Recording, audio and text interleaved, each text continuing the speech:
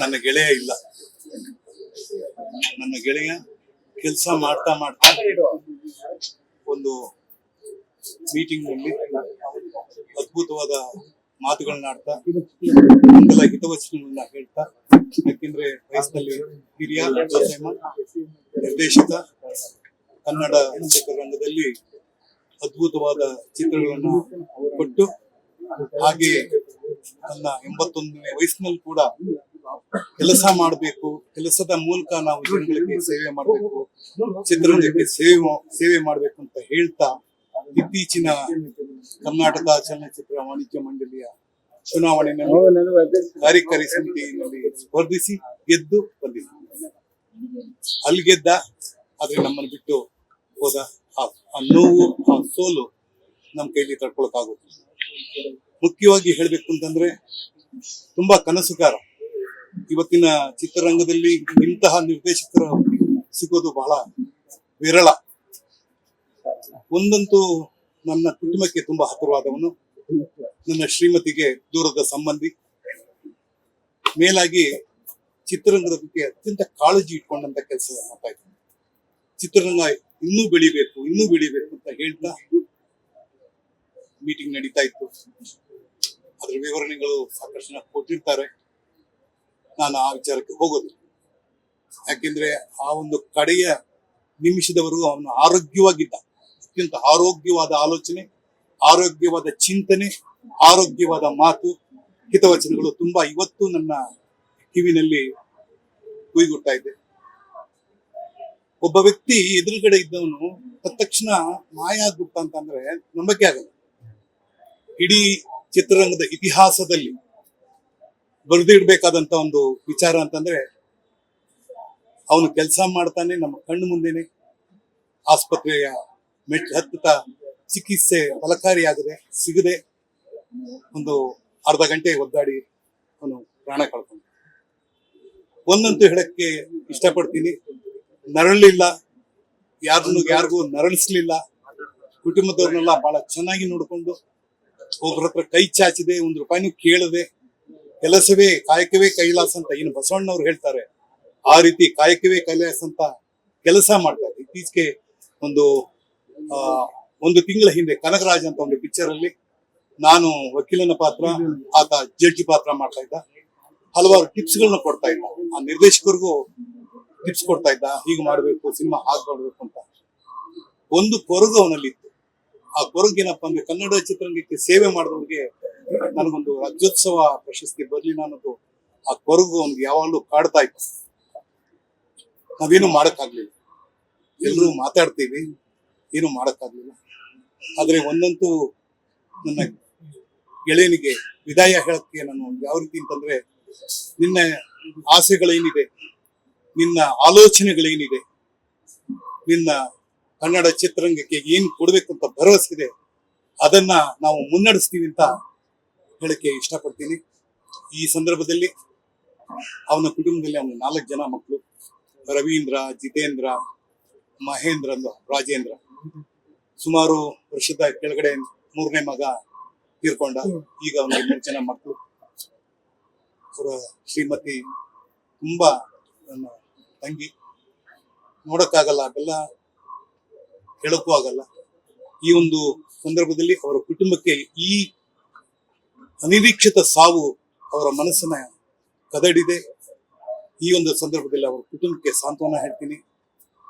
ಈ ನೋವನ್ನ ಭರಿಸೋ ಶಕ್ತಿ ಆ ಚಾಮುಂಡೇಶ್ವರಿ ತಾಯಿ ಕೊಡ್ಲಿ ಅಂತ ಹೇಳಿ.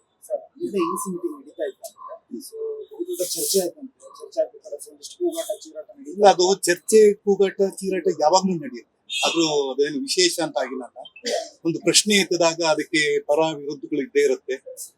ಆದ್ರೆ ಅದು ಈ ಸಾವಾಯ್ತು ಅಂತ ಅದಕ್ಕೆ ಕಾರಣ ಹೇಳಕ್ಕಾಗಲ್ಲ. ಯಾಕೆಂದ್ರೆ ಒಬ್ಬ ವ್ಯಕ್ತಿಗೂ ಒಂದು ಚರ್ಚೆಗೂ ಒಂದು ಸಾವಿಗೂ ಸಂಬಂಧ ಇದೆ. ಅದನ್ನ ನಾವು ಯಾರು ನಿರೀಕ್ಷೆ ಮಾಡ್ತಾನೆ ಇಲ್ಲ. ಈಗ ಯಾರಾದ್ರೂ ಸಾಯ್ತಾರೆ ಅನ್ನೋವಾಗ ಟೋನ್ ಡೌನ್ ಮಾಡೋದು, ಅದೆಲ್ಲ ಆಸ್ಪತ್ರೆ ಅಲ್ಲ. ನಾವು ನಡೆಸ್ತಾ ಇದ್ದಿದ್ದು ಮೀಟಿಂಗು, ಪರ ವಿರೋಧ ಇದ್ದೇ ಇರುತ್ತೆ. ಅದ್ರ ಬಗ್ಗೆ ನಾವು ಕೂಲಂಕುಷವಾಗಿ ಚರ್ಚೆ ಮಾಡ್ತಾ ಇದ್ವಿ ಅಷ್ಟೇ. ಹೇಗೆ ಮಾಡಬೇಕು, ಏನು ಮಾಡಬೇಕು ಅಷ್ಟೇ ಕೇಳ್ತಾ ಇದ್ವಿ. ಅವರಲ್ಲಿ ಒಂದಿತ್ತು, ನಾವು ನಾವೊಂದು ಸರಳತೆಯಿಂದ ಬರ್ತಾ ಇದ್ವಿ.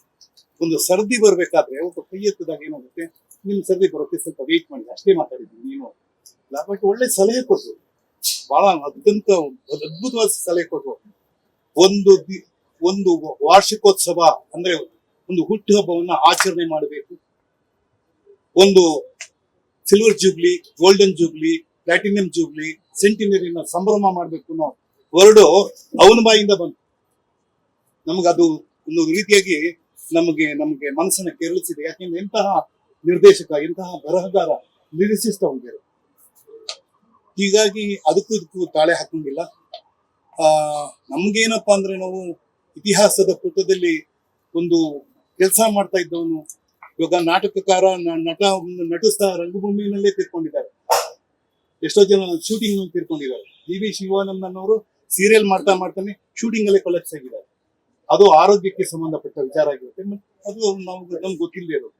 ಸೊ ಹಾಗಾಗಿ ದಯಮಾಡಿ ನನ್ನ ಮಾಧ್ಯಮದ ಮಿತ್ರರಿಗೆ ಕೇಳ್ಕೊತೀನಿ, ಇದನ್ನು ಎಲ್ಲೆಲ್ಲೋ ತಗೊಂಡು ಹೋಗ್ಬೋದು. ಇದು ಸಾವು ಆಗಿರೋದ್ರಿಂದ ನಾವು ಇದನ್ನ ಎಲ್ಲಿಗೂ ನಾವು ತಾಳೆ ಹಾಕಬಾರ್ದು. ನಮ್ಮ ವಾಣಿಜ್ಯ ಮಂಡಳಿ ಆಗ್ಲಿ, ನಮ್ಮ ಕಲಾವಿದರ ಸಂಘ ಆಗ್ಲಿ, ನಮ್ಮ ಇಡೀ ಚಿತ್ರೋದ್ಯಮ ಆಗ್ಲಿ, ನಾವು ಯಾವತ್ತು ನಮ್ದು ಜಾಯಿಂಟ್ ಫ್ಯಾಮಿಲಿ. ಈ ಜಾಯಿಂಟ್ ಫ್ಯಾಮಿಲಿನಲ್ಲಿ ನಾವು ಒಬ್ರಿಗೊಬ್ರು ಸಹಕಾರವಾಗಿರ್ತೀವಿ. ಈ ಒಂದು ಸಾವು ನಮಗೆ ಮಾದರಿ. ಇನ್ನು ಮುಂದೆ ನಾವು ಯಾವುದೇ ಒಂದು ಆದಾಗ ಫಸ್ಟ್ ಏಡು, ಮೆಡಿಕಲ್ ಏಡು ಏನೇನ್ ಮಾಡ್ಬೇಕು ಆ ಕಡೆ ಆಲೋಚನೆ ಮಾಡ್ತಾ ಇದ್ವಿ.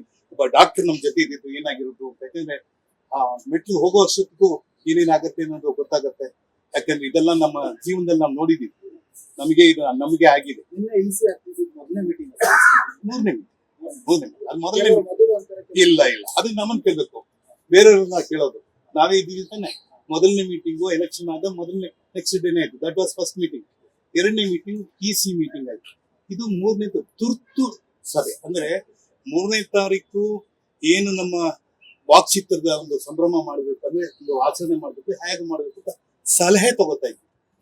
ನಮ್ಮ EC ಅಂದ್ರೆ ಏನ್ ಕರಿತೀವಿ, ಕಾರ್ಯಕಾರಿ ಸಮಿತಿ ಅನ್ನೋದು ಬಹಳ ಪವರ್ಫುಲ್.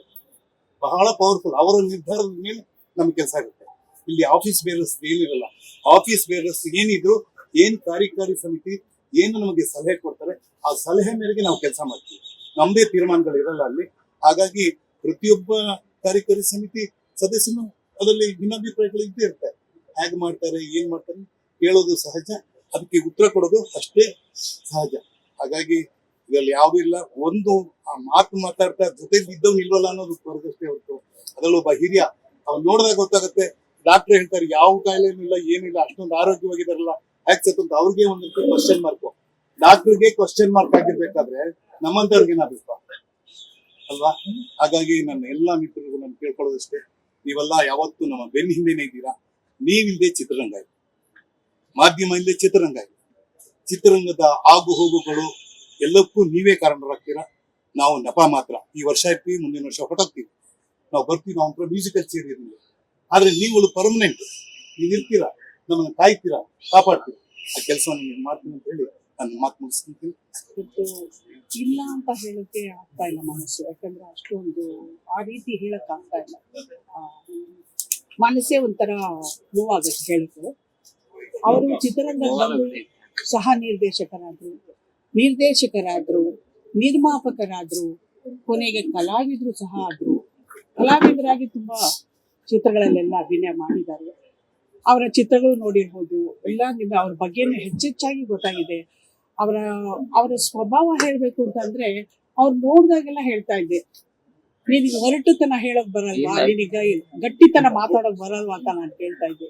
ಅಂದ್ರೆ ಅವರ ಸ್ವಭಾವ ಅಷ್ಟು ಸಾಫ್ಟ್ ಆಗಿರೋದು. ಯಾರ ಹತ್ರ ಜಗಳ ಆಡ್ತಿರ್ಲಿಲ್ಲ, ಯಾರ ಹತ್ರ ಹೊರಟುತನ ಮಾತಾಡ್ತಾ ಇರ್ಲಿಲ್ಲ. ತನ್ನದೇ ಆದ ಒಂದು ಸ್ವಾಭಿಮಾನದಿಂದನೇ ಅವ್ರು ಜೀವನ ಮಾಡ್ಕೊಂಡ್ ಬಂದಿದ್ದಾರೆ ಈ ತನಕ ಅಂತಾನೆ ಹೇಳ್ಬೋದು.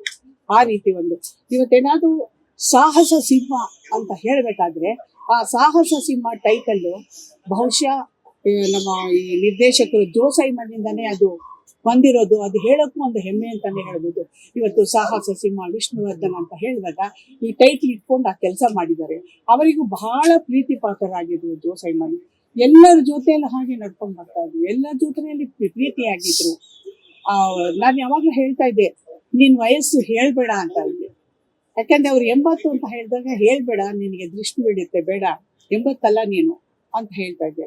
ಆ ರೀತಿ ಮತ್ತೆ ಅವರಲ್ಲಿ ಏನೇ ನೋವಿರ್ಲಿ, ಕಷ್ಟ ಇರ್ಲಿ, ದುಃಖ ಇರ್ಲಿ, ಯಾರ ಹತ್ರ ಹೇಳ್ಕೊತಾ ಇರ್ಲಿಲ್ಲ, ಒಬ್ಬರ ಹತ್ರನೂ ಹೇಳ್ಕೊತಾ ಇರ್ಲಿಲ್ಲ. ನಿಜ ಹೇಳ್ಬೇಕಂದ್ರೆ ಇತ್ತೀಚೆಗಷ್ಟೇ ಈಗ ಒಂದು 4-5 ವರ್ಷದಿಂದ ಅವರಲ್ಲಿ ಆಗುವ ನೋವುಗಳು, ಸಂಕಟಗಳು, ಬೇಸರಗಳು ಇವೆಲ್ಲ ನನ್ನ ಹತ್ರ ಹಂಚ್ಕೊಂಡಿದ್ದಾರೆ. ಅವ್ರ ಮಿಸಸ್ ಸಹ ನನ್ನ ಹತ್ರ ಹಂಚ್ಕೊಂಡಿದ್ದಾರೆ, ಮಾತಾಡಿದ್ದಾರೆ. ಅದು ಬಿಟ್ರೆ ಬೇರೆ ಯಾರ ಜೊತೆಯಲ್ಲೂ ಹೇಳ್ತಾ ಇರ್ಲಿಲ್ಲ. ಅವರಿಗೆ ಈಗಾಗಲೇ ನಿಮ್ಗೆ ಗೊತ್ತಿರೋ ಹಾಗೆ ಇತ್ತೀಚೆಗೂ ಅವ್ರು ಬಹಳ ನೊಂದ್ಕೊಂಡಿದ್ದಾರೆ ತುಂಬಾನೇ. ಅವ್ರಿಗೆ ಏನಿತ್ತು ಅಂದ್ರೆ, ನನಗೊಂದು ಪ್ರಶಸ್ತಿ ಬಂದಿಲ್ವಲ್ಲ, ರಾಜ್ಯೋತ್ಸವ ಪ್ರಶಸ್ತಿ ಕೂಡ ಕೊಟ್ಟಿಲ್ವಲ್ಲ ನನಗೆ. ನಾನು ಇಷ್ಟು ವರ್ಷ ಸೇವೆ ಮಾಡಿದ್ದೀನಿ, 50 ವರ್ಷ ಸೇವೆ ಮಾಡಿದ್ದೀನಿ, 50 ವರ್ಷದಿಂದ ಚಿತ್ರರಂಗದಲ್ಲಿದ್ದೀನಿ. ನಾನು ಕಲಾವಿದನಾಗಿದ್ದೀನಿ, ನಿರ್ಮಾಪಕನಾಗಿದ್ದೀನಿ, ಎಲ್ಲ ಸಾಧನೆ ಮಾಡಿದ್ದೀನಿ. ಇನ್ನು ನಾನು ಏನ್ ಮಾಡ್ಬೇಕು, ನನ್ನಿಂದ ಏನ್ ಮಾಡಿ ತೋರಿಸಿದ್ರೆ ಇವ್ರು ನನಗೆ ಕೊಡ್ತಾರೆ ಅನ್ನೋ ಒಂದು ದುಃಖ ತೋರ್ಕೊಂಡಿದ್ದಾರೆ. ಅದು ಸುಮಾರು ನಿಮ್ಗೆಲ್ರಿಗೂ ಗೊತ್ತಿರೋ ಹಾಗೆ 4-5 ವರ್ಷದಿಂದ ಅವ್ರು ಅದ್ರ ಬಗ್ಗೆ ಚರ್ಚೆಯನ್ನು ಹೇಳಿದ್ದಾರೆ, ನೋವುಗಳು ಅಂದ್ಕೊಂಡಿದ್ದಾರೆ. ಈಗಂತೂ ಅವರು ಸುಮಾರು ಈಗ ಒಂದು 4-5 ತಿಂಗಳಿಂದ ಅದ್ರ ಬಗ್ಗೆ ಬಹಳ ನೋಡ್ಕೊಂಡಿದ್ದಾರೆ. ಅದು ನನ್ಗೆ ಗೊತ್ತು, ನನ್ನ ಜೊತೆಲ್ಲೇ ಹೇಳಿ ನೋಡ್ಕೊಂಡಿದ್ದಾರೆ. ನಾನು ಸಮಾಧಾನ ಮಾಡಿದ್ದೀನಿ. ಎಲ್ಲೋ ಒಂದ್ ಕಾಲ ಹೋಗ್ಲಿ ಬಿಡು, ಮುಂದಿನ ವರ್ಷ ಆದ್ರೂ ನಿನಗೆ ಕೊಡ್ತಾರೆ ಬಿಡು, ನಿನ್ನ ಸಾಧನೆ ನೋಡಿ ಕೊಡ್ತಾರೆ ಅಂತ ಅವ್ರಿಗೆ ಸಮಾಧಾನ ಮಾಡಿದ್ದೀನಿ. ಅವಾಗ ಹೇಳಿದ್ರು, ಮುಂದಿನ ವರ್ಷನ ಬಿಡಮ್ಮ, ನಾನಿರ್ತೀನೋ, ಯಾರಿಗ್ ಗೊತ್ತಿರ್ತೀನೋ ಇನ್ನು ಅಂತ ಆ ಒಂದು ವ್ಯಥೆ ಕೂಡ ಪಡಿಸಿದ್ದಾರೆ.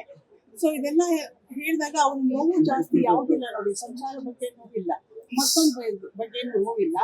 ಇವತ್ತು ಅವರು ಇಲ್ಲ ಅಂತ ಹೇಳೋಕ್ಕಾದ್ರೆ, ನಿನ್ನೆ ನೋಡಿ ಚಿತ್ರರಂಗದ ಸಂಬಂಧಪಟ್ಟ ಸ್ಥಳದಲ್ಲೇ ಅವರು ಈ ರೀತಿ ಆಗಿದ್ದಾರೆ ಅಂದಾಗ ಅವರು ಚಿತ್ರರಂಗದಲ್ಲಿ ಎಷ್ಟು ಪ್ರೀತಿ ಇದ್ದಾರೆ, ಎಷ್ಟು ಸೇವೆ ಮಾಡಿದ್ದಾರೆ, ಎಷ್ಟು ವಿಶ್ವಾಸದಿಂದ ಅವ್ರು ಇದ್ರು ಅಂತ ನಮ್ಗೆ ಇದೇ ಒಂದು ಕಾರಣ ನಮ್ಗೆ ಸಿಗುತ್ತೆ. ಅವರ ವಿಶ್ವಾಸ ನಿನ್ನೆ ಆಗಿರುವಂತ ಸ್ಥಳದಲ್ಲಿ, ಚಿತ್ರರಂಗಕ್ಕೆ ಪಟ್ಟಂತ ಸ್ಥಳದಲ್ಲಿ ಆಗಿದೆ ಇರೋದ್ರಿಂದ ಅವರ ವಿಶ್ವಾಸ ಏನು, ಪ್ರೀತಿ ಅಂತ ನಮ್ಗೆ ಕಾಣಿಸ್ತಾ ಇದೆ ಅಂತಾನೆ ಹೇಳ್ಬೇಕು. ಸೊ ನಾನು ಇನ್ನೇನು ಅವ್ರ ಬಗ್ಗೆ ಹೇಳ್ಬೇಕಂದ್ರೆ, ಅವರಲ್ಲಿ ಇದ್ದಿದ್ದ ಆ ಪ್ರೀತಿ, ವಿಶ್ವಾಸ ಪ್ರತಿ ಸಲನೂ ಫೋನ್ ಮಾಡಿ ಅವರು ಚರ್ಚೆ ಮಾಡ್ತಾ ಇದ್ದಿದ್ದು ವಿಶ್ವಾಸಗಳು ಇವತ್ತು ಇಲ್ವಲ್ಲ ಅನ್ನುವಂತ ಹೇಳಕ್ಕೆ ನಾನು ಬೇಸರ ಆಗುತ್ತೆ, ನೋವು ಆಗುತ್ತೆ. ಆಗ ನಮ್ಮ ಹೆಂಡತಿಗೆ, ಅವ್ರ ಮಕ್ಕಳಿಗೆ ದೇವ್ರು ನಿಜವಾಗಿ ಅವ್ರಿಗೆ ಸಮಾಧಾನ ಕೊಡ್ಬೇಕು, ಅವ್ರ ಆತ್ಮಕ್ಕೆ ಶಾಂತಿ ಕೊಡ್ಬೇಕು.